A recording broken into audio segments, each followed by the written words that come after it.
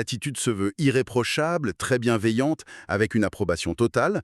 Et puis, il y a le second registre, qui est privé, officieux et qui est pour le coup profondément dévalorisant. La personne ciblée, elle perçoit bien une dissonance cognitive entre les grands sourires en réunion et puis les trucs qui bloquent par la suite. Et comme on ne trouve pas d'agression ouverte, l'esprit se retourne contre lui-même. On en vient à remettre en question sa propre lecture de la réalité. L'énergie colossale qu'on dépense à décoder le comportement de façade des autres, c'est le véritable coût invisible de notre monde du travail.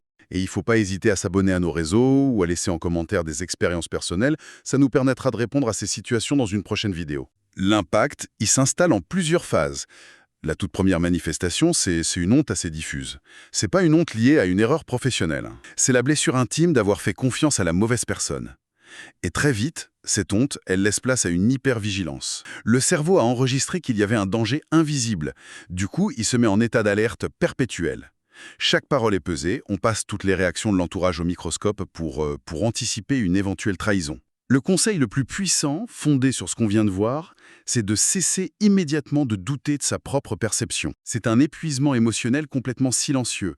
Ça draine toute l'énergie, ça détruit la concentration, et surtout, ça anéantit la moindre once de spontanéité. C'est indispensable de comprendre ce fonctionnement pour s'en extraire.